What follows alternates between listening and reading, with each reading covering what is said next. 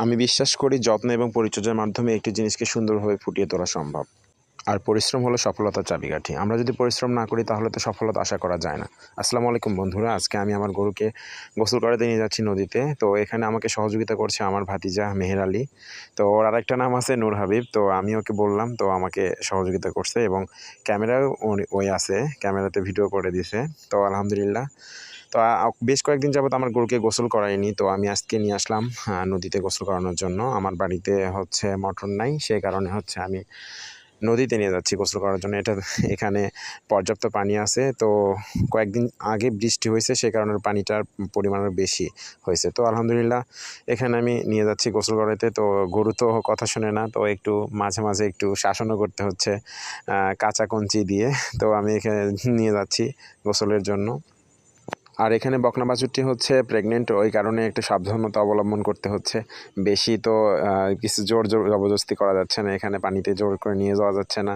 তো আমি চেষ্টা করছি যতটুকু সাবধানের সাথে গোসল করানো যায়। তো অনেক শক্তিশালী গরুটি, তো আমি ওর সাথে পাচ্ছিলাম না, তো ওকে তো ডুবাইতেই পারিনি ঠিক মতো। তো যেটুকু পারছি তো আলহামদুলিল্লাহ হয়ে গেছে। তো এরপর আমি এখন কালো গাভীটিকে গোসল করাবো। তো ওকে নিয়ে যাচ্ছি গোসল করানোর জন্য এবার। তো এ তো অতটা শক্তিশালী না, একটু দুর্বল, একে হালকাভাবে টানলেই চলে যায়। আমার কথা শোনে বেশি, কিন্তু বকনাটা কথাটা শুনতে চায় না বেশিরভাগ। তো একটু এই কালো গাভীটি আমার বেশি প্রিয়, তো আমার কথা শোনে। তো একে হালকাভাবে টানলেও সে পানির ভিতর নেমে যাচ্ছে।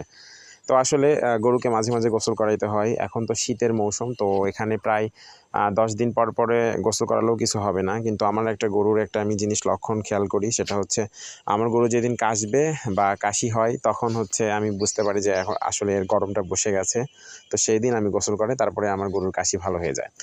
তো আজকে সকালে গাভী যখন দহন করা হয়, দুধ দহনের জন্য করি, তখন দেখি হচ্ছে গরু কাশতেছিল। তো ভাবলাম আজকে গোসল করাই।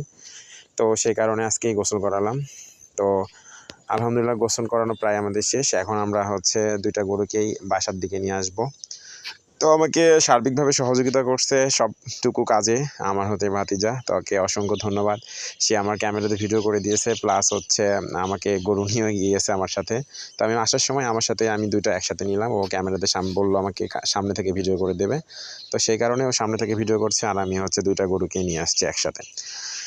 তো সবাই ভালো থাকবেন। আশা করি আমার ভিডিও দেখবেন এবং আমার ভিডিও দেখে যথাযথ যে গঠনমূলক একটা কমেন্ট করে যাবেন, লাইক দেবেন। ইনশাআল্লাহ পুরো ভিডিওটা দেখবেন। তো আশা করি সবাই ভালো থাকবেন। আপনাদের সামনে ভিডিও গেলে অবশ্যই ভিডিওটি পুরোটা দেখবেন। আমি হচ্ছে গ্রামের মানুষ, তো এগুলো আমি পছন্দ করি, গরু, ছাগল, হাঁস, মুরগি। তো গ্রামের এগুলো জিনিসগুলো আমাকে খুব ভালো লাগে।